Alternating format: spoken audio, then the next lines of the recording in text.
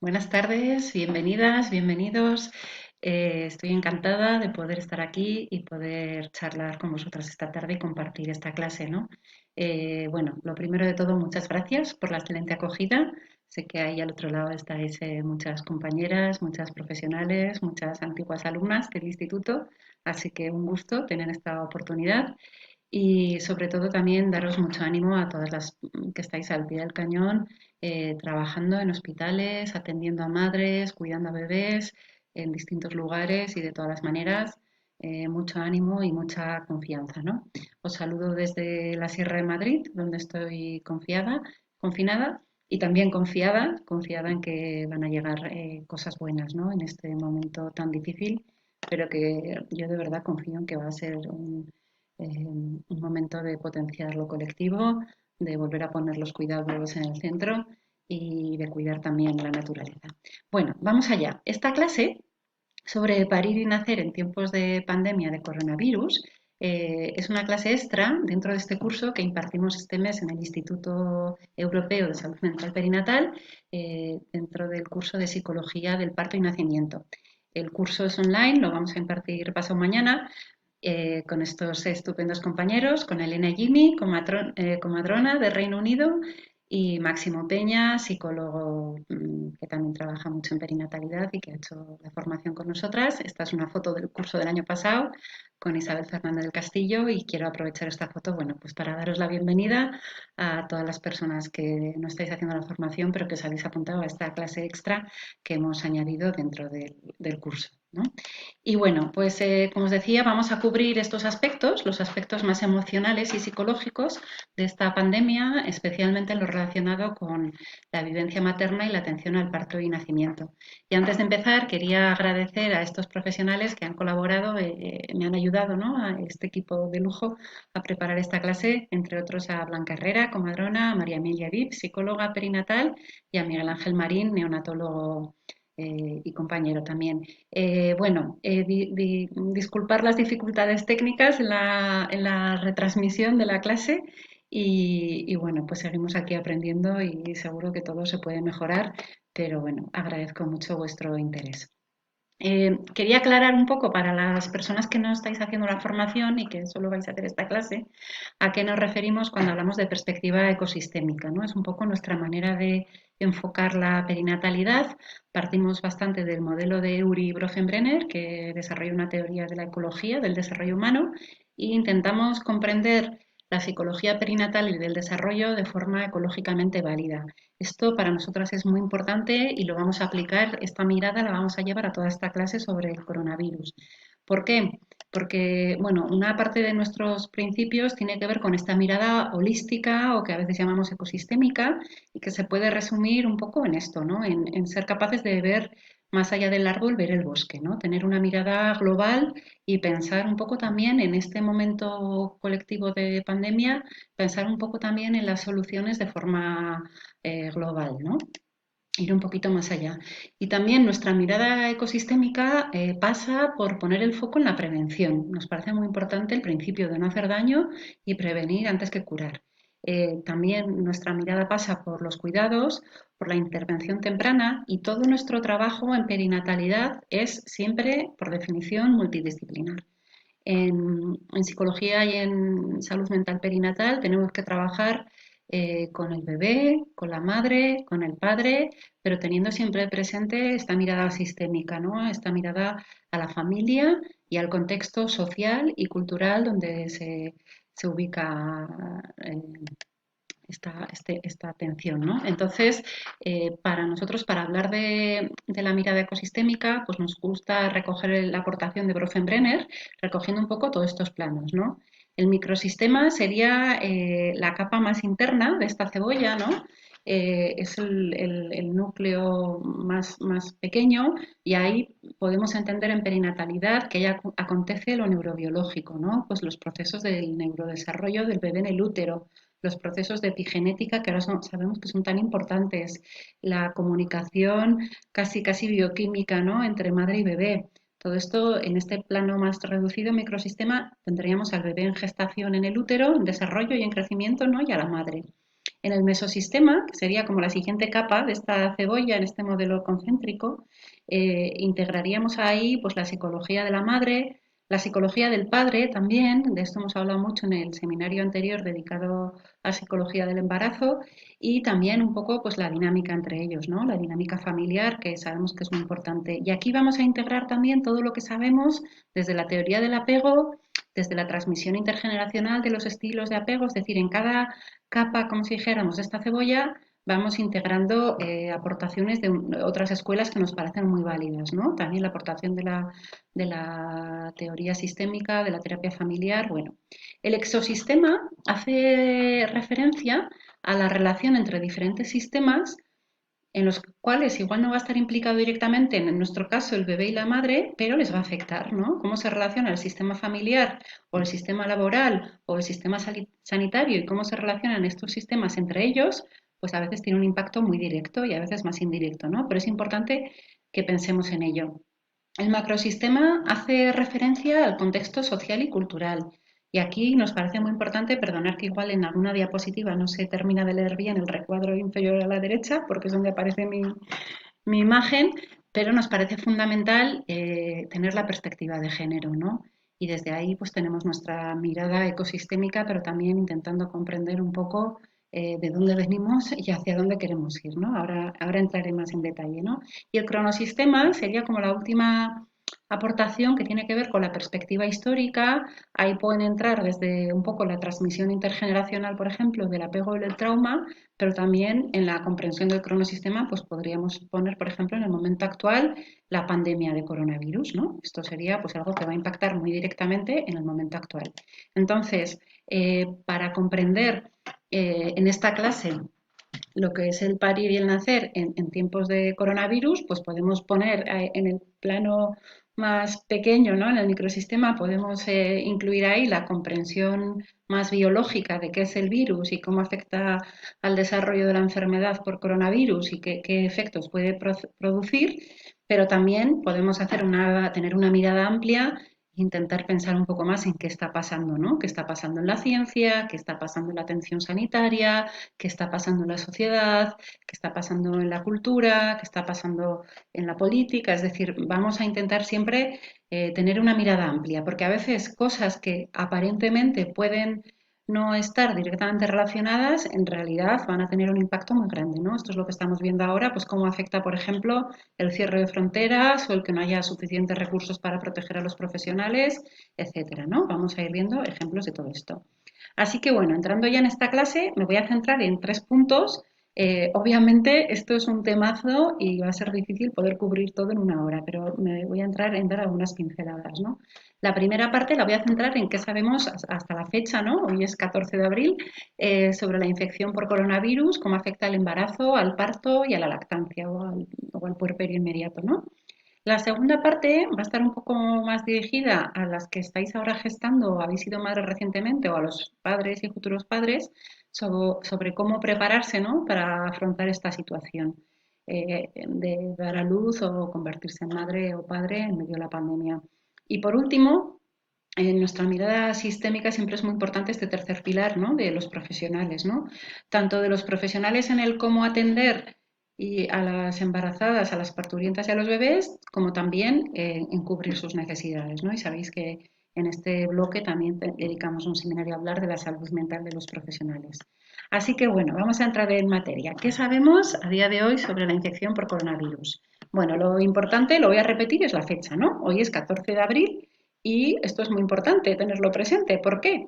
Porque todo este conocimiento que vamos a ver está en construcción, ¿no? Porque igual cosas que yo os diga ahora, dentro de 3 meses, se demuestra que eran erróneas, que estaban equivocadas o ya han quedado obsoletas.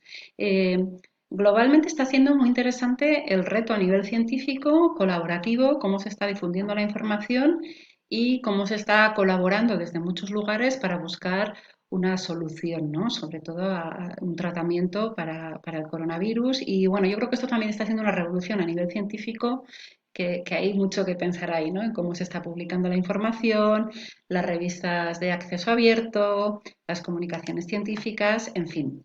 Como os digo, es una enfermedad muy nueva y vamos a ir sabiendo más cosas conforme pasen las semanas y los meses, ¿no? Que están por venir. Pero a la vez quiero ya lanzar esta reflexión, que el hecho de que sea una enfermedad muy nueva y que muchas cosas todavía no las sabemos, no debería hacernos olvidar todo lo que sí sabemos. Y en esta clase también voy a intentar, en cierto sentido, uno de mis objetivos al preparar esta clase es daros herramientas para poder contextualizar, para poder equilibrar un poco la balanza, para poder poner lo que sabemos sobre el coronavirus en perspectiva y en contexto de lo que también sabemos sobre el embarazo, el parto y el nacimiento, ¿no? Para que no nos dejemos un poco arrastrar por este tsunami de información. Así que bueno, la cronología la conocéis, pero aún y todo me parece importante recordarla porque creo que parte de lo que nos ha pasado a muchas, ¿no? Es que hemos estado un poco en shock, ¿no? Esto nos ha venido así como decía antes, como una especie de tsunami, ¿no? El 30 de diciembre en la ciudad de Wuhan los de salud municipal lanzan un aviso de que está apareciendo muchos casos de una neumonía de causa desconocida. El 1 de enero de este año se cierra ese mercado. Una semana después se identifica que hay un nuevo coronavirus y que probablemente este coronavirus sea el que esté causando esas neumonías que se empiezan a ver en aumento, ¿no? Para el 20 de enero ya está confirmado que el virus se transmite entre humanos y el 31 de enero, fijaros qué poquito tiempo ha pasado, ya tenemos el primer caso detectado de paciente infectado con coronavirus en España, que fue un turista alemán en la isla de La Gomera, ¿no? En las Islas Canarias. El 6 de febrero nos llega ya esta noticia, ¿no? La noticia de la muerte, que esto es un tema bastante dramático también, de uno de los médicos que había lanzado la alerta sobre el nuevo coronavirus, ¿no? Un oftalmólogo que se infectó atendiendo a sus pacientes. Y en marzo supimos que el 13 de febrero ya falleció un paciente por esta neumonía en Valencia. El 11 de marzo la Organización Mundial de la Salud declara la pandemia, ¿no? Y el 13 de marzo entramos en España en estado de alarma. Y recordar también que como antecedentes ha habido otras dos epidemias de coronavirus que se llegaron a controlar y por eso no llegaron a ser pandemias, ¿no? Una fue en Hong Kong en el año 2003, el SARS, y otra fue el MERS en Arabia Saudí en el año 2010. Este dato también es importante, ahora vamos a ver por qué. Bueno, ¿y qué sabemos sobre el embarazo, ¿no? ¿Cómo afecta el coronavirus o la infección en el embarazo y en los recién nacidos? Bueno, el 10 de febrero se publica este estudio, estos dos primeros estudios que han sido obviamente los más citados, ¿no? Y los dos vienen de China. El primero es un estudio sobre el análisis de 10 recién nacidos de madres que tenían neumonía confirmada por coronavirus. Estos 10 recién nacidos, hay un par de gemelos entre ellos, nacen 7 por cesárea y 3 en parto vaginal y todos los bebés dan negativo al nacer al test de COVID. Entre estos 10 bebés hay uno que fallece, un prematuro, pero la conclusión del estudio es que, bueno, que puede ser que la infección de la madre pueda tener efectos adversos en los recién nacidos, pero que la transmisión vertical, la transmisión del virus de la madre al bebé en el útero, no se puede confirmar, ¿no? 2 días después se publica en el Lancet, que es una de las revistas médicas de más impacto a nivel mundial, este otro estudio, que es un estudio de 9 embarazadas que están ingresadas por infección por coronavirus y a todas ellas se les hace una cesárea. Eh, en este estudio lo que estuvo muy bien fue que analizaron el líquido amniótico, la sangre de cordón, tomaron muestras de la garganta de los recién nacidos y analizaron la leche materna y en todos los casos no se pudo encontrar el virus. Entonces se dijo, bueno, y además en este estudio todos los bebés evolucionaron bastante bien. Entonces, este estudio fue el primero que sacó esta conclusión de que no hay evidencia de transmisión vertical al final del embarazo, ¿no? Entonces, esto fue como un primer aviso. Pocos días después, el 24 de febrero, en la revista de los obstetras y ginecólogos estadounidenses, se publica un artículo que se titula así, ¿no? Lo que los obstetras necesitan saber. Pero fijaros, es un estudio de recomendaciones sobre cómo atender a las embarazadas con el coronavirus, pero sacan las recomendaciones de lo que se sabía de las otras dos epidemias que os he citado antes, la del MERS y la del SARS. ¿Qué pasa? Que aquellas dos epidemias fueron bastante más graves para embarazadas. De hecho, en aquellas epidemias sí que se vio que había embarazadas que fallecían por la infección. Entonces, días después, a final de febrero, se publica también un caso, ¿no? De una embarazada con una neumonía importante que ingresa y bueno, pues tiene a su bebé y sobreviven bastante bien, ¿no?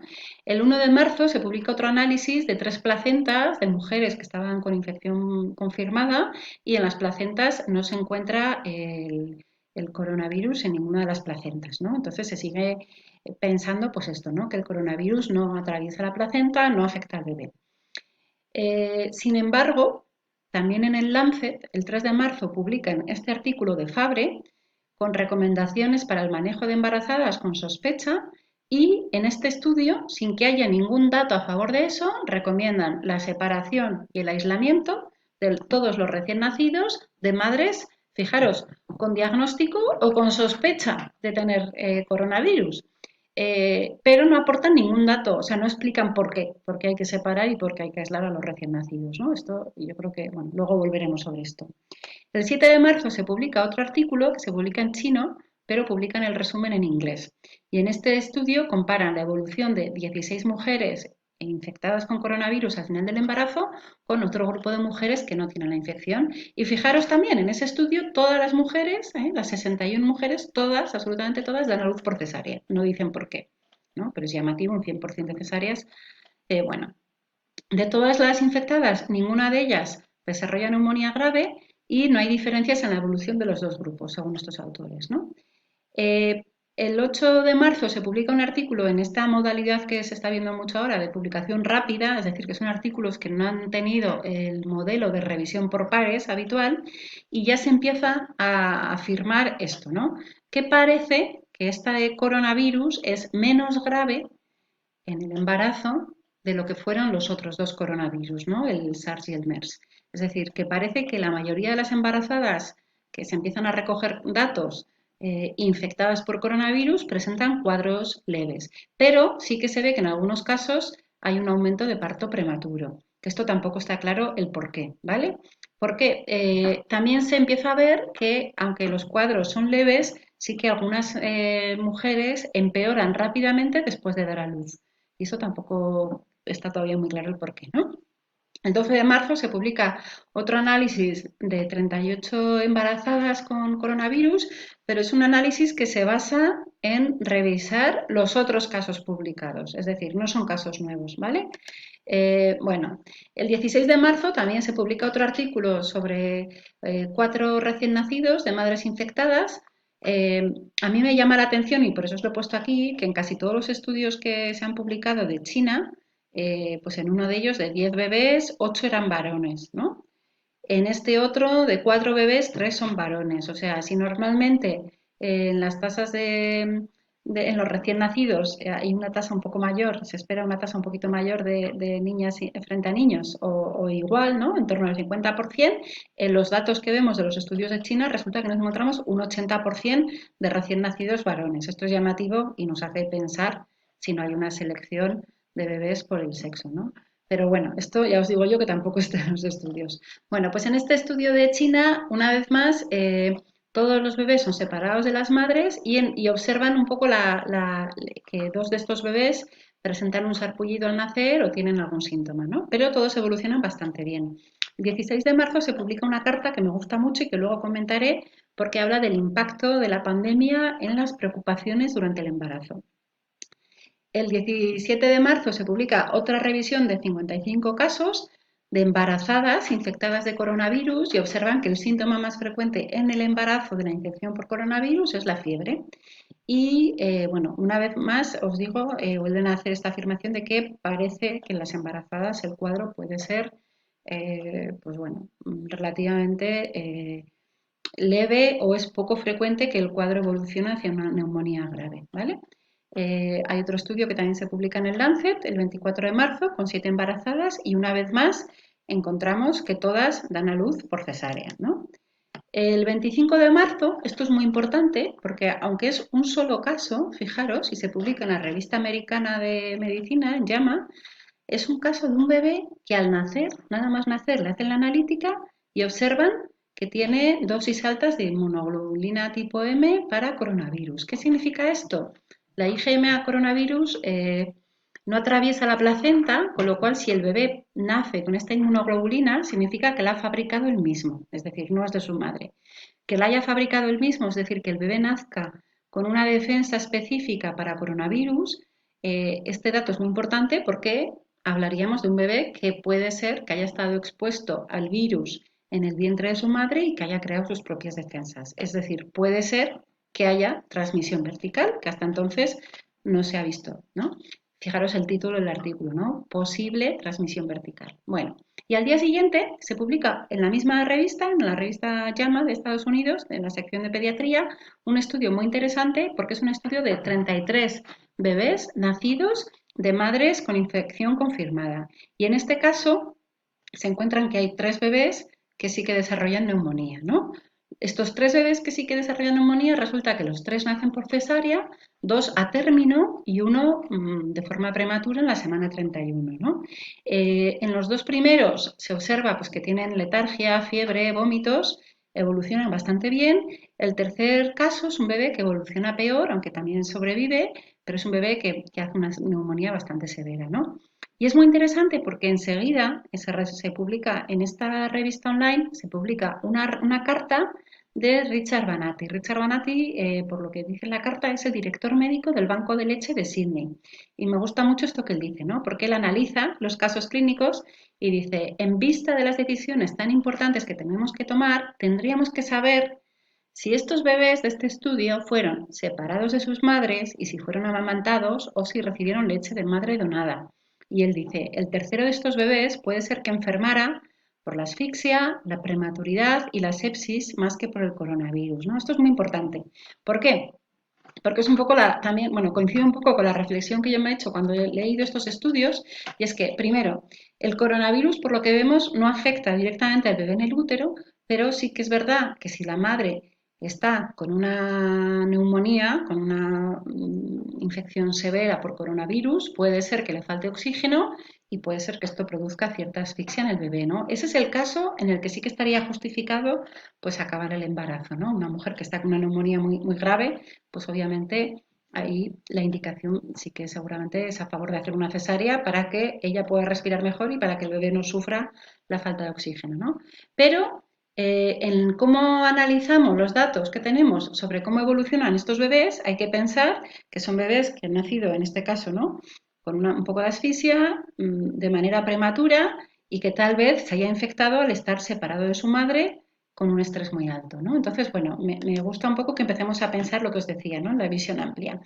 Hay una serie de casos que se citan en la guía británica que ahora os voy a comentar del Colegio de Obstetras Británicos online. Esto ni siquiera está publicado en revistas, solo está la comunicación anecdótica. En Nueva York, que sabéis ahora están en pleno pico, pues parece que en la serie de casos que han ido publicando observan que de 43 mujeres embarazadas que dan positivo para coronavirus en el embarazo, el 86% de ellas tienen un cuadro bastante leve, ¿no? Un 9% grave y solo un 5% desarrollan un cuadro muy grave o crítico, ¿no? En el Reino Unido parece que los datos van en la misma línea. De todas las pacientes que ingresan por infección por coronavirus en la UCI, pues de 2.249 pacientes, solo hay 2 que estaban embarazadas, ¿no? Bueno, entonces, en general, lo que se está viendo hasta la fecha es que la neumonía o la infección por coronavirus en el embarazo aparentemente es más leve que lo que eran las otras infecciones por coronavirus y en general la recuperación es buena. No hay casos publicados en revistas médicas de muertes en embarazadas que se hayan infectado por coronavirus, pero sí que hemos visto algún caso en la prensa, especialmente en España hemos tenido un caso, ¿no? Lo sabéis. Y parece que el riesgo, bueno, lo que sí que parece que se está viendo es que hay algunas mujeres que empeoran rápidamente después de dar a luz. En algunos casos se está viendo que estas complicaciones severas en algún grupo de embarazadas o de mujeres que acaban de dar a luz tienen que ver con tromboembolismos, ¿vale? Y se está empezando a valorar la necesidad de hacer un tratamiento preventivo anticoagulante en mujeres que acaban de dar a luz y que estén infectadas por coronavirus. Entonces, en resumen, ¿qué sabemos? Pues que parece, cojámoslo con pinzas, pero hasta la fecha parece que el virus no pasa de la madre al feto en el útero y parece que no hay teratogénesis. Si hay transmisión vertical, si en algún caso parece que esta transmisión es mínima y parece que el coronavirus es de riesgo bajo para embarazadas. Es decir, la mayoría de mujeres que se infecten de coronavirus estando embarazadas Probablemente la inmensa mayoría de ellas vayan a tener un cuadro leve, un cuadro catarral o gripal, ¿vale? Esto creo que es muy importante el transmitir estos mensajes, ¿no? Pero, como os digo, es preciso contextualizar. Hay que poner los riesgos del coronavirus en la balanza y también tenemos que ser capaces de ver lo que no se nombra en los estudios, como esto que os he dicho, por ejemplo, de que en China la inmensa mayoría hayan tenido cesáreas sin que sepamos cuál es la indicación de las cesáreas, ¿no? Entonces voy a hacer una revisión rápida a las principales recomendaciones internacionales. Me gustan mucho estas dos recomendaciones, ¿no? La del Colegio Británico de Obstetras y Ginecólogos, que además lo han hecho también, que ha sacado unas recomendaciones conjuntas con el Colegio Real de Matronas y de Pediatras y de Salud Pública, ¿no? Pues esto es una maravilla de documento multidisciplinar, revisando toda la evidencia científica, y publican el 13 de marzo una primera versión que han actualizado a fecha 9 de abril. Está fenomenal y si habláis inglés os animo a descargarla directamente de ese enlace, ¿no? La primera versión del 13 de marzo ya animaban a que las mujeres que tenían síntomas leves se quedaran en sus casas al inicio de parto, o incluso si estaban planteándose el parto en casa, pues que lo pudieran hablar con sus proveedores, ¿no? Sabéis que en el Reino Unido el parto en casa está cubierto por la Seguridad Social y se recomienda en casos de bajo riesgo, ¿no? En esta primera recomendaciones ya señalaban que se puede usar perfectamente la epidural en casos de estar infectada con el coronavirus, y lo mejor de esta recomendación es que ya decían, fijaros, 13 de marzo, que no se recomienda separar a los recién nacidos de las madres infectadas, porque esto puede tener efectos muy adversos en la lactancia y en el vínculo. Además, en esta guía hay una recomendación que me parece muy interesante sobre las profesionales embarazadas, es decir, que las enfermeras o las médicas o las matronas que estén embarazadas se recomienda que no tengan contacto directo con pacientes coronavirus a partir de la semana 28 del embarazo, ¿vale? La Organización Mundial de la Salud, que es el referente para todo el mundo, obviamente, perdonad la reiteración, publica unas recomendaciones el 13 de marzo, y la Organización Panamericana de la Salud, que es lo mismo, solo que lo publican en castellano, pues han publicado estas infografías que están muy bien, ¿no? Y la OMS pues, se ha mojado y ha dado unas recomendaciones que a mí me parecen que son las que deberían aplicarse en todos los sitios, ¿no? ¿Supone el coronavirus un mayor riesgo para embarazadas? Pues no, ya lo hemos dicho, ¿no? Hasta la fecha no parece de que corran mayor riesgo, ¿no?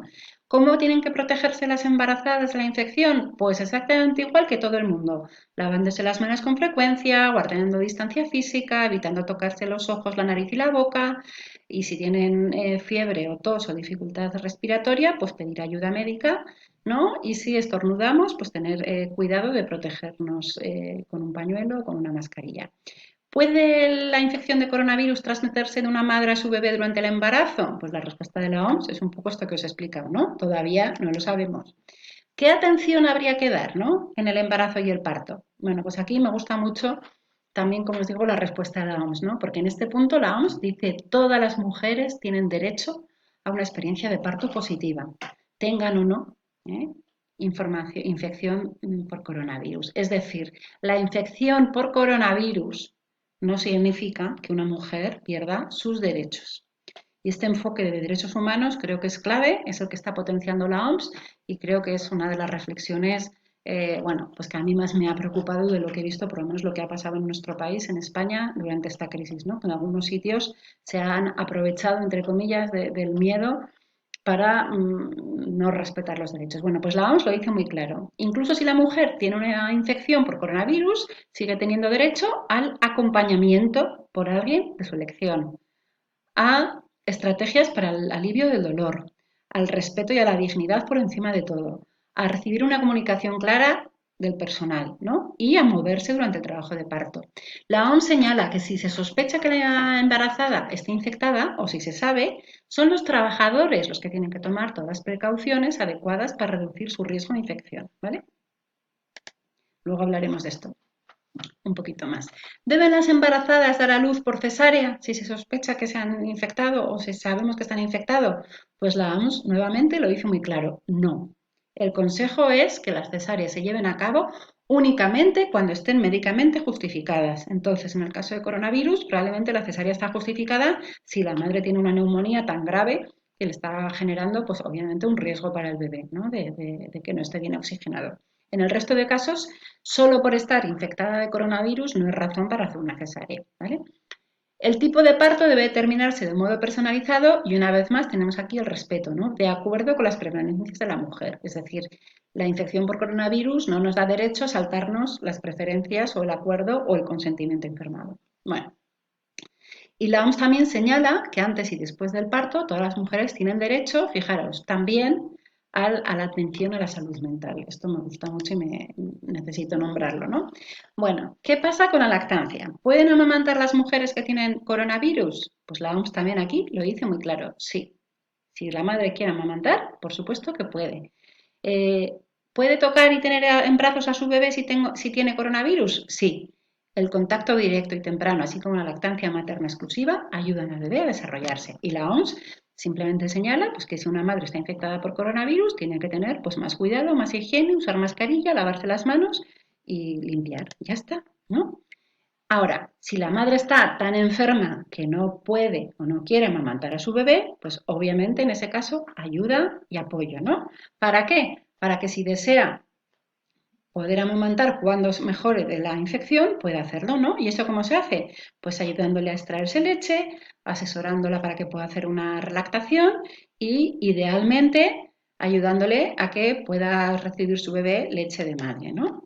Bueno, el Centro para el Control de Enfermedades de Estados Unidos, el CDC, van un poco en la misma línea, también están actualizando sus recomendaciones y también nombran los beneficios del piel con piel inmediato. Bueno, entonces, vamos a contextualizar, ¿no? Los riesgos del coronavirus frente a otros riesgos del embarazo. En este contexto de pandemia hay un riesgo añadido que es muy importante tenerlo presente, que es el riesgo de tener ansiedad materna en el embarazo. Es el peligro del miedo, ¿no? Como os decía, me gusta mucho esta carta de Rasidi que se publicó a mediados de marzo porque resume un poco las preocupaciones de las gestantes en esta pandemia, ¿no? Las mujeres ahora mismo están muy preocupadas primero con su plan de parto, con si les dejarán o no tener un acompañante, con el miedo a adquirir la infección en el hospital, lógicamente, ¿no? O en las consultas. Algunas madres desde el miedo pueden pensar que es más seguro que les provoquen el parto ya o que les hagan necesaria, ¿no? Otras al revés, pueden optar incluso pues por parir en su casa sin una ayuda o sin una asistencia, ¿no? Otras pueden estar además preocupadas por cómo le afectará al bebé o si le afectará la exposición a tóxicos, a lejía, o pueden tener mucho miedo pues a ser separadas de sus bebés recién nacidos o a no poder amamantar. Entonces, el miedo puede ser una fuente de ansiedad materna y lo que sabemos es que la ansiedad materna puede complicar el embarazo. La ansiedad materna cuando es mantenida, cuando es severa, cuando no se trata, puede incluso llegar a desencadenar complicaciones del embarazo como el parto prematuro o las hemorragias obstétricas o las infecciones, ¿vale? Entonces, cuidado con cómo transmitimos la información y qué mensajes damos. Además, el propio confinamiento, por ejemplo, la situación que estamos viviendo en Madrid, trae otros riesgos, ¿no? Ya hemos dicho que parece que al final del embarazo y en el posparto hay más riesgo de tromboembolismo si, en las mujeres que están infectadas por coronavirus. Si además está en una situación de sedentarismo, pues este riesgo se va a aumentar, ¿no? La falta de sol y de vitamina D, pues también pueden afectar negativamente el estado anímico y sobre todo la falta de ejercicio. Y a esto hay que añadir el riesgo de confinamiento del estrés familiar, ¿no? O el riesgo de adquirir la infección cuando se da una revisión. Pero el principal de todos estos riesgos, o sea, si os he explicado antes que el riesgo del coronavirus en el embarazo parece que es bajo, hay un riesgo que sí que sabemos que es muy alto en el embarazo, que es el riesgo de sufrir violencia de género. Una de las principales causas de muerte en el embarazo es la violencia de género, ¿vale? Entonces, vamos a poner las cosas un poco en su sitio, ¿no? Vamos a tener presente que cuando una embarazada está expuesta a malos tratos, a violencia psíquica, a violencia física, eso de por sí conlleva un riesgo mucho mayor para el embarazo que el riesgo de coronavirus. ¿Qué más? Sobre los recién nacidos, vamos a contextualizar, ¿no? Los riesgos de que el bebé pille la infección nada más nacer frente a los riesgos ¿de qué? De que le separen de su madre nada más nacer o de que no reciba lactancia materna, porque de esto sí que hay muchísima evidencia científica y no me da aquí para meterla toda en una presentación.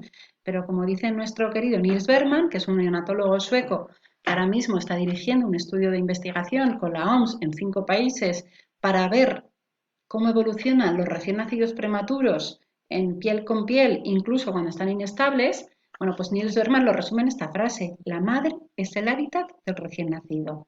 Todos los bebés, nada más nacer, lo que esperan es estar sobre el cuerpo de su madre y su cuerpo, su sistema viene preparado para eso. Cuando el bebé está en piel con la madre, tiene calor y regula su temperatura a través del cuerpo de la madre, con lo cual eso es un ahorro energético para el bebé. Sabe encontrar el pecho, sabe mamar por sí solo y se siente seguro, se siente querido. Inicia la lactancia materna. La lactancia materna, la leche de madre, sabemos que es el alimento ideal para todos los bebés. Pero es que la leche materna es mucho más que un alimento, ¿vale? La lactancia no es solo ese alimento, la lactancia es la herramienta fisiológica para el vínculo seguro. Entonces, lo que esperan los bebés es estar en el cuerpo de su madre. Cuando un recién nacido pasa directamente a piel con la madre y pasa ahí los primeros días de vida, que no hay ninguna necesidad de separarlo, ni de lavarlo, ni de hacerle nada al recién nacido osado, no. Lo que pasa también ya pasa cuando el bebé atraviesa el canal de parto y luego cuando está sobre la madre, es que son las bacterias de la madre las que van a colonizar la piel, el sistema intestinal, todos los sistemas externos del bebé se van a colonizar con las bacterias de la madre. Esto se llama la microbiota. La microbiota es la flora que tenemos cada uno. Y sabemos que lo ideal para la salud del recién nacido es que se colonice con las bacterias de su madre, con las bacterias de su casa, de sus familiares. Si el recién nacido está separado de la madre en un hospital, esta colonización va a ser por bacterias hospitalarias y esto puede ser incluso peligroso y también puede tener consecuencias a largo plazo. También sabemos que esta relación inicial que se empieza a construir entre la madre y el bebé y que poco a poco va construyendo el vínculo y va incluyendo también al padre y al resto de la familia, va a afectar a la salud mental, no solo del bebé, también de la madre, también de toda la familia. Y separar a un recién nacido de su madre es una cosa muy peligrosa. Solo habría que hacerla cuando los riesgos de no separar son mayores que los riesgos de separar. Es decir, solo hay que separar a un recién nacido de la madre cuando necesita un tratamiento médico urgente, tanto él como la madre, ¿vale? Ahora vamos a revisar. Entonces, me gusta mucho porque he empezado a ver algunos artículos que reflexionan sobre esto, ¿no? Por ejemplo, este es un artículo en la Revista Europea de Matronas, una carta de hace 4 días de una profesional de la neonatología que dice esto, ¿no? Estamos haciendo más daño que bueno, que bien a los bebés por querer protegerles del coronavirus, ¿no?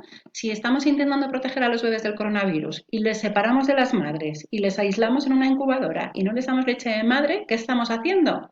Pues estamos aumentando el riesgo de que esos prematuros fallezcan de una enfermedad tan grave como es la enterocolitis necrotizante, ¿no? La enterocolitis necrotizante es una enfermedad de los prematuros que sabemos se previene con la leche de madre, ¿no? Entonces, a ver, vamos, me gusta esta reflexión, ¿no? Tenemos que pensar un poco, no solo a corto plazo, sino también a largo plazo, ¿no? No puede ser que para protegerles del coronavirus les pongamos a un riesgo mucho mayor por separarles, por aislarles, por no dejarles la leche de madre. Y este otro artículo de Alison Stubb en la revista Breastfeeding Medicine, pues me ha parecido un artículo muy inteligente porque resume muy bien. El título de este artículo habla de esto, ¿no? Del principio de no hacer daño, el primum non nocere, que decimos en latín, que debería ser el principio de todas las acciones médicas, ¿no? Entonces, separar a un recién nacido de una madre infectada por coronavirus puede ser que no prevenga la infección, sino simplemente la pospone, ¿no? Pues si esa madre va a estar con ese bebé, en cuanto se vayan a casa a los 10 días, a los 14 días, tenerles separados, aislados, igual no tiene mucho sentido. ¿Por qué? Porque si separamos a un recién nacido de la madre, estamos alterando su fisiología. El recién nacido, cuando está separado de la madre, está mucho más estresado. Le cuesta más regular la frecuencia cardíaca, la respiratoria, le va a bajar el azúcar en sangre, va a estar más estresado. ¿Qué pasa con un bebé más estresado? Pues que aumenta su riesgo de complicaciones en una infección. Es decir, si el bebé, estando separado de la madre, se infecta por coronavirus, cosa que es relativamente fácil en un hospital, por mucho cuidado que se tenga, la propia separación va a hacer que el bebé pueda evolucionar mucho peor. No solo eso, sino que la separación también estresa a las madres. Si la madre está en la UCI con una infección por coronavirus y no puede ver a su recién nacido ni saber nada de él, puede ser que este estrés, este sufrimiento para la madre hace que la madre evolucione peor. Y lo hemos visto, algunas compañeras psiquiatras perinatales tenemos esas experiencias de intentar llevar a los recién nacidos a las UCIs para que sus madres los puedan ver un poquito y hemos comprobado que esas madres, vamos, se recuperan mucho más rápido pudiendo ver a su bebé, ¿no? El subidón que les da y la fuerza que eso da. Separar a un recién nacido de su madre, señala Stuve, también interfiere con la lactancia. Y la lactancia es la primera vacuna, ¿no? Y lo que ya he explicado de la colonización, ¿no? De la microbiota. Separar al recién nacido, privarle de la lactancia, le expone a un mayor riesgo de neumonía y les pone a un mayor riesgo de infecciones respiratorias. Fijaros, ¿no? Es un poco la misma pregunta que hacían en el otro artículo, ¿no? De realmente qué estamos haciendo. Y además, si separamos a un recién nacido de su madre, eh, vamos a tener que cuidar de los dos. Esto va a suponer un coste mucho mayor, ¿no? El aislamiento separado duplica la carga, ¿no? Va a hacer falta dos habitaciones separadas, dos equipos de proveedores, más trajes de protección individual o EPIs, etcétera, ¿no? Como en un contexto en que hay un hacinamiento y hay mucha dificultad, entonces, bueno, el resumen sería un poco ese, ¿no? Que solo hay que separar cuando hay una urgencia médica. Vamos a pasar a la segunda parte, perdonar que estoy yendo muy rápido, pero es que es mucha información y bueno, a ver si consigo transmitir algunas ideas claras, ¿no? ¿Qué hacéis? ¿Qué podéis hacer? Las que estáis ahora embarazadas, los padres que estáis esperando con vuestras parejas bueno, las mujeres también que tenéis pareja mujer, ¿cómo prepararse para dar a luz y amamantar durante la pandemia, ¿no? Bueno, pues primero recordar brevemente algo que vemos en nuestra formación durante todo el primer bloque que hacemos de enero a marzo, pero que se puede seguir viendo online, es que el embarazo conlleva un trabajo psíquico. Durante el embarazo se transforma el cerebro materno, además de todo el cuerpo, ¿no? Y esta transformación del cerebro materno que tiene que ver con que a lo largo del embarazo se seleccionan de alguna manera los circuitos neuronales, hay una poda neuronal para que al final del embarazo las mujeres estén muy sensibles, muy capaces de percibir las emociones.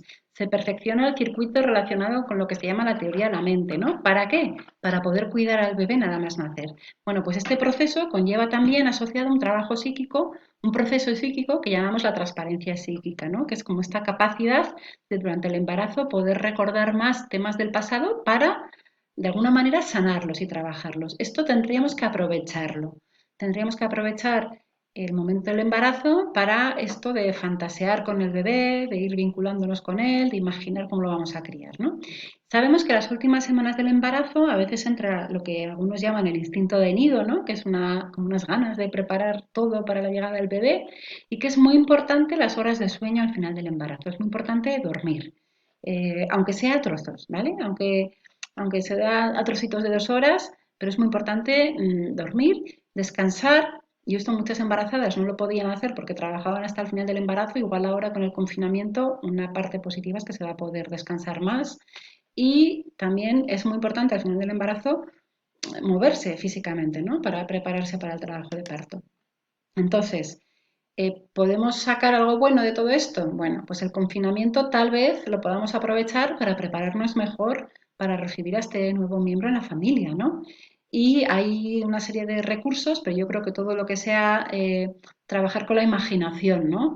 Imaginarte cómo vas a estar con tu bebé, hablar con tu pareja o con el resto de la familia de cómo queréis criarlo, de cómo lo vas a educar, de ver vídeos de partos, ¿no? Y visualizar el parto y recordar que el bebé va a estar ahí. El bebé participa en el parto y ahora veremos un poquito más, ¿no?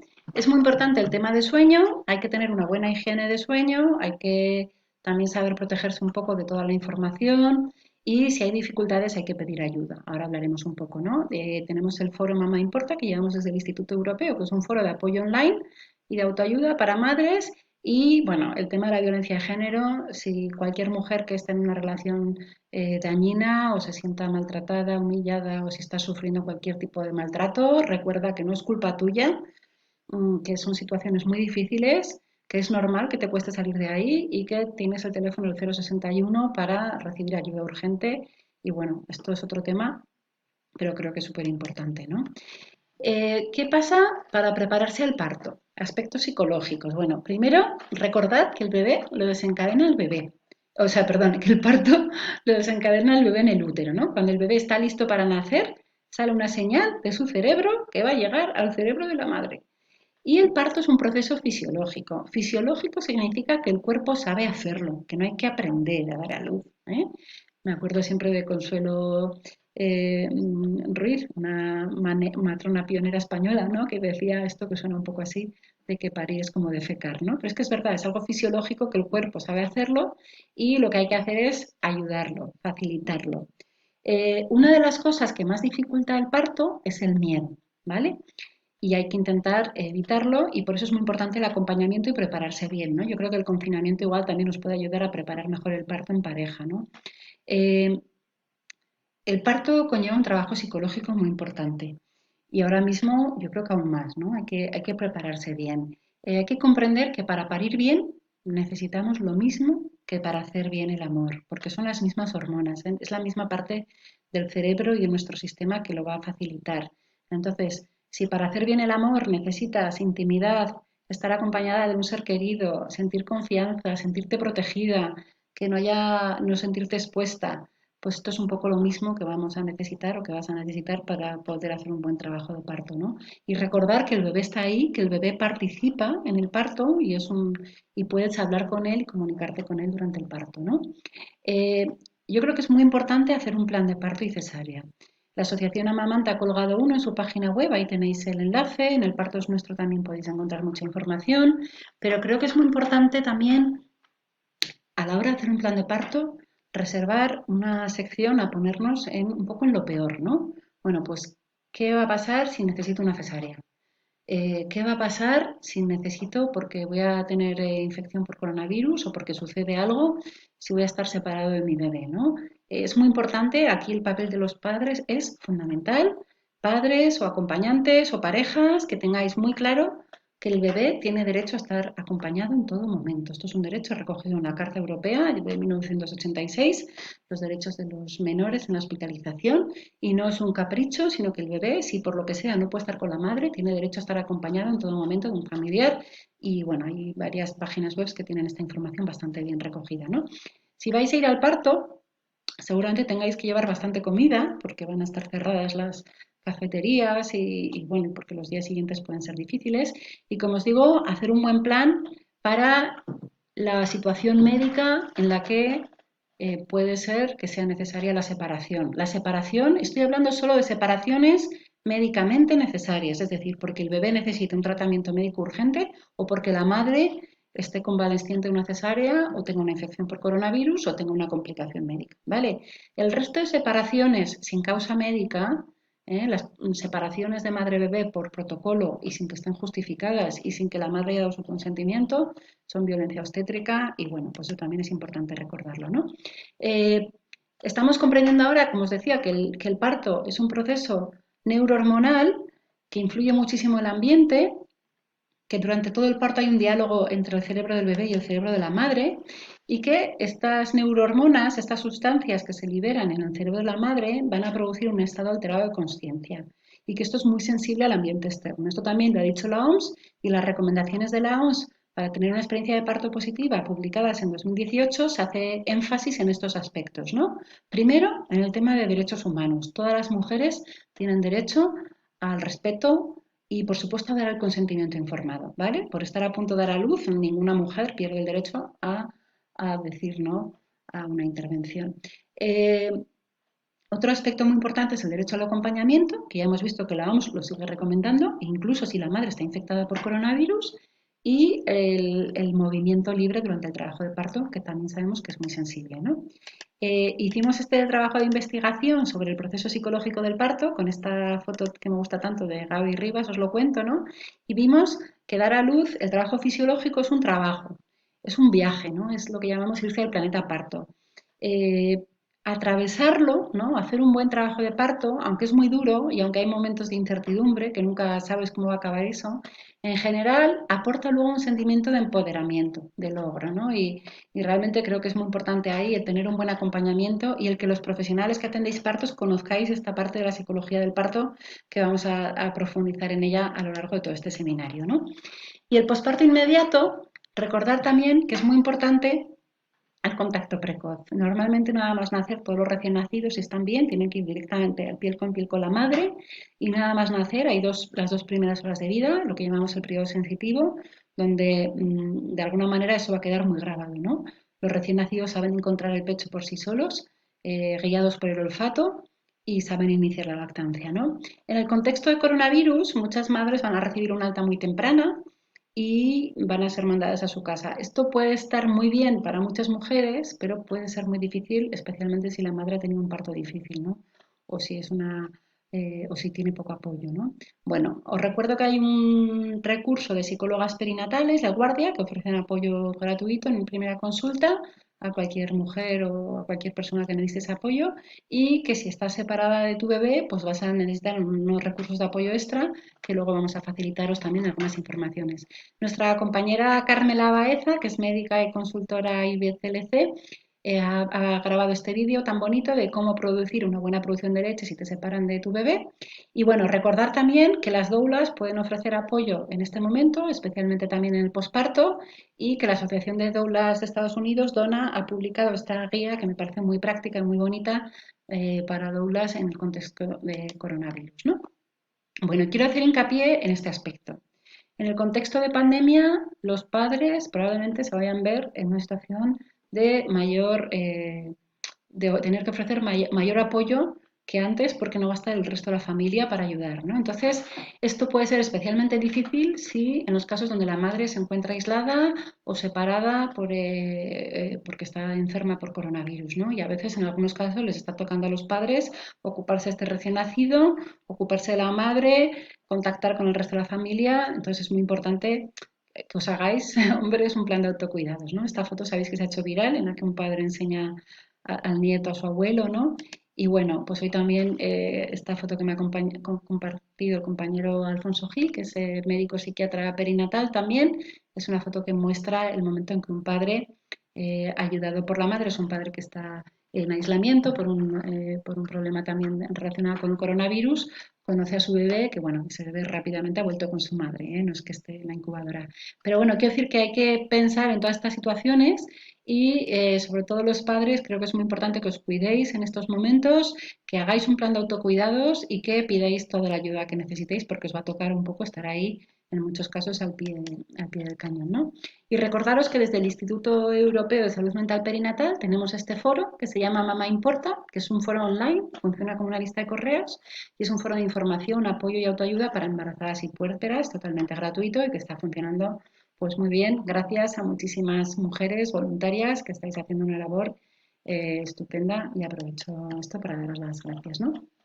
Por último, cómo trabajar en este contexto, ¿no? Cómo acompañar y cómo atender, ¿no? Las compañeras matronas, las obstetras, las enfermeras, ¿no? Como las pediatras, ¿no? He puesto aquí una foto de las compañeras de Colombia, ¿no? De la doctora Carolina Borja y su equipo que habían colgado estos carteles en la Clínica de la Mujer en Bogotá, ¿no?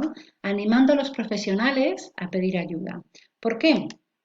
Bueno, pues porque esto es clave.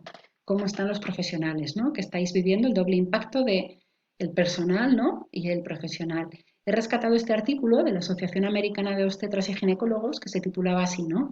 Por favor, poneros la máscara de oxígeno antes de asistir a otros, ¿no? Esto es la frase que nos dicen en los aviones, ¿no? Cuando nos explican las instrucciones de la mascarilla de oxígeno.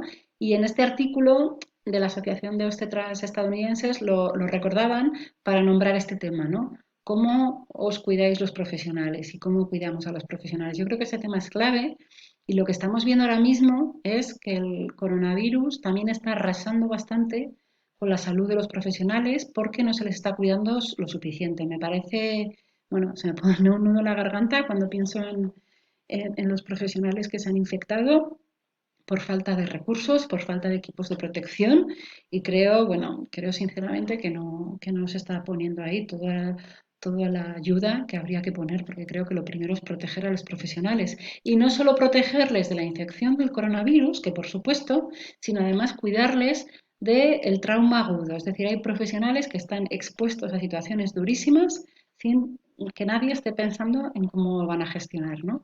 Esta narrativa está en construcción, pero bueno, creo que a mí es de las cosas que más me está preocupando estos días, ¿no? He leído un par de artículos que quería compartir. Este es uno sobre matronas. Se titula así, ¿no? Publicado en la revista Birth, Matronas en pandemia, ¿no? Una llamada a la solidaridad y la compasión. Y en este artículo, pues, reconocen un poco el papel central de las matronas en este momento para precisamente ayudar a las embarazadas y a las parturientas a reducir el miedo, ¿no? Centrarse en tranquilizar, en ofrecer información precisa en evitar la discriminación racista también y los peligros de las personas más vulnerables, ¿no? Y nombran en este artículo pues esta carga tan grande, esta sobrecarga que estáis teniendo muchas matronas y muchas enfermeras y muchas médicas, ¿no? Emocional y bueno, pues que es urgentísimo que cuidemos a los profesionales, ¿no? Y ya os digo que creo que aquí todavía queda mucho por hacer y bueno, os animo a que sigamos pensando juntas cómo hacemos esto, ¿no? Este es otro artículo que se ha publicado recientemente sobre el impacto de la epidemia en China, ¿no? Y veían que la población general tenía mucha más ansiedad que en condiciones normales, pero que los que más riesgo tenían de estrés y trauma eran los profesionales sanitarios. Que por otro lado, ya sabemos que a los profesionales sanitarios es a los que más nos cuesta en general pedir ayuda psicológica y recibirla. En Wuhan vieron esta experiencia donde ofrecían apoyo psicológico a los profesionales sanitarios y los profesionales la rechazaban. ¿Por qué la rechazaban? Porque ni siquiera tenían horas de sueño, ni equipos de protección, ni alimentación. Es decir, está muy bien pensar en las necesidades psicológicas y ofrecer apoyo psicológico, pero antes de eso hay que cubrir, como la pirámide de Maslow, ¿no? Lo conocéis bien, primero hay que cubrir las necesidades básicas. Primero hay que asegurarse de que los profesionales estén durmiendo lo suficiente, estén haciendo un poco de ejercicio físico, tengan ratos de desconexión. O sea, esto es como bueno, y también se ha señalado esto, ¿no? Cuidado con los estudiantes, que aquí en nuestro país también nos está pasando, ¿no? Hay muchos estudiantes, mucha gente muy joven que se ha incorporado a trabajar desde un altruismo y una generosidad preciosa, pero que probablemente esas poblaciones de gente más joven tengan también menos recursos de afrontamiento para tanto estrés, ¿no? Este artículo también me ha gustado mucho porque habla de los cuidados de maternidad y de cuidar a los profesionales en esta pandemia. Está publicado en la revista Mujer y Parto, Women and Birth, y nombran, ¿no?, todas las fuentes de estrés. Primero, los profesionales tienen que estar pensando en no infectarse y en no infectar, y el estrés físico que conllevan pues, los trajes de protección, las múltiples demandas, ¿no? Y también el estigma y bueno, el miedo, ¿no? Eh, y las situaciones tan duras que se están viviendo. Bueno, no me da tiempo a entrar en todo esto, pero creo que es fundamental, ¿no? Y para prevenir el parto traumático hay que tener en cuenta estas dos partes. Hay que prevenir el trauma a las mujeres, pero es que también hay que prevenir el trauma a los profesionales, ¿no? No podemos hablar de violencia obstétrica si no nombramos las condiciones en las que están muchísimas profesionales. No podemos exigir a las profesionales un trato impecable cuando ellas no tienen cubiertas sus necesidades básicas tampoco, ¿no? Entonces hay que pensar un poco de forma global, ¿no? Y recordar a los profesionales que vosotras os tenéis que cuidar, que cuidarse no es un capricho, ¿no? Y pedir ayuda no es un capricho, sino que es súper importante que estéis bien. Eh, Como os digo, ¿no? Podríamos hablar de cómo es la comunicación con las gestantes y podemos ir a las guías de la OMS que explican muy bien, ¿no? Las herramientas básicas de comunicación, ¿no? Para comunicarse con las parturientas, ¿no?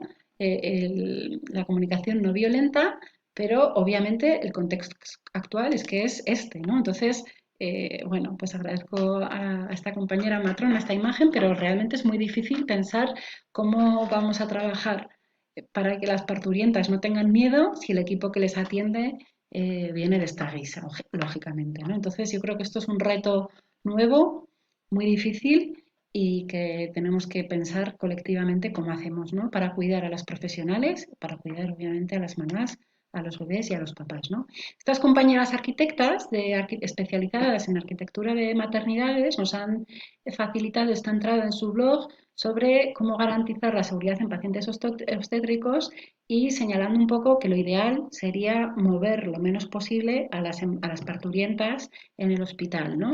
En su página web han ofrecido apoyo a todos los personas que en hospitales quieran pensar o repensar los espacios, o sea que también creo que es un recurso muy útil y os animo a visitar esta entrada de su web y incluso a contactarlas, ¿no? Y bueno, por acabar un poco con algunas cosas prácticas, ¿no? Estamos yendo ya en el sentido de que parece que lo ideal sería poder hacer un test de coronavirus a todas las embarazadas, aunque todavía no hay suficientes test en muchos lugares, pero igual que es muy importante hacer un diagnóstico de coronavirus, quiero recordar que es muy importante hacer un screening de salud mental y de violencia de género, porque esas dos situaciones, el trastorno de ansiedad o de depresión en la madre o la situación de violencia de género, son mucho más peligrosas y mucho más frecuentes que la infección por coronavirus, ¿vale? Esto creo que me gustaría que nos quede muy claro. Para evaluar la ansiedad y la depresión en el embarazo podemos utilizar la escala de Edimburgo, que está validada y traducida al español por el equipo de la doctora Lluïsa García Esteve de Barcelona, del Clinic, o incluso las preguntas de Bully del Reino Unido. Es simplemente iniciar una conversación, ¿vale? Es simplemente preguntar a las mujeres cómo están, cómo se encuentran, cómo están viviendo este momento, y esto tendríais que hacerlo los obstetras, las matronas, el screening. Las preguntas de Bully son cosas tan sencillas como preguntarle a la mujer si ha perdido el interés, si ha perdido la esperanza, si se siente que necesita ayuda, ¿no? Y lo mismo con el screening de violencia de género. Me gusta mucho el trabajo de Casilda Velasco, una matrona maravillosa de nuestro país que ya está jubilada, pero que antes de jubilarse hizo este trabajo tan útil sobre cómo hacer un cribado para detectar la violencia de género en el embarazo, ¿no? Y pasa por hacer una buena historia clínica, pasa por observar el comportamiento de la mujer, pasa por saber preguntar, ¿no? Por supuesto, intentar hacerlo sin que esté presente la pareja. En su artículo está recogida una herramienta para la evaluación de la violencia de género y creo que esto es muy importante. Y también recordar a los profesionales de la salud mental y a las psicólogas perinatales pues que podéis trabajar con las mujeres durante el embarazo, especialmente ahora en tiempos de confinamiento y de ansiedad, trabajar la psicoterapia en el embarazo desde aquí, ¿no? Desde potenciar este trabajo positivo creativo del embarazo, perdón, que es un buen momento para hacer diarios de embarazo, para hacer la narrativa, para ayudar a las madres a imaginar a sus bebés, a imaginar la vida con los bebés, que hay lecturas, que hay formación. Esta recomendación de NANCER, ¿no? Este manual de psicoterapia centrado en la parentalidad que trabajamos en el bloque de embarazo con Patricia Fernández Lorenzo desde Asturias, ¿no? Y nos dio estas claves tan buenas, ¿no? Bueno, creo que las profesionales de la psicología perinatal pues ya estáis muy formadas, pero quiero aprovechar un poco también la ocasión para difundir toda esta información, ¿no? Y por último, recordar que por desgracia habrá mujeres que pierdan a sus bebés en este embarazo o a punto de nacer o poco después de nacer en el contexto de pandemia. Es súper importante los cuidados. Lo que más va a prevenir el trauma, lo que más va a facilitar el duelo cuando muere un bebé es el trato respetuoso y esto se puede hacer exactamente igual, incluso en contexto de pandemia por coronavirus. Os animo a ver este seminario que hemos tenido en el mes de marzo, porque está disponible online, con Pilar Gómez Ulla, en el que hemos revisado la atención a la pérdida gestacional y al duelo perinatal. Y bueno, por último, voy a acabar con esta imagen del parto es nuestro, que me gusta mucho, ¿no? A quienes, a pesar de todo, continuáis respetando los partos, gracias, ¿no? Gracias a todas las que estáis ahí, a todas las que habéis asistido a esta clase, a todas y a todos, y a todos los que estáis pensando en cómo ayudar, en cómo cuidar, en cómo recibir a los que vienen, bueno, de todo corazón. En la página web del instituto hemos creado una pestaña que tenéis ahí, esta es la dirección, saludmentalperinatal.es/pandemia. Ahí vamos a colgar todos los recursos de apoyo que he ido nombrando. Y bueno, pues mucho ánimo a todas, con muchas ganas de que esto pase, de que retomemos la formación y seguimos con el resto de clases de este seminario de psicología del parto y nacimiento en el aula virtual. Hasta pronto. Gracias.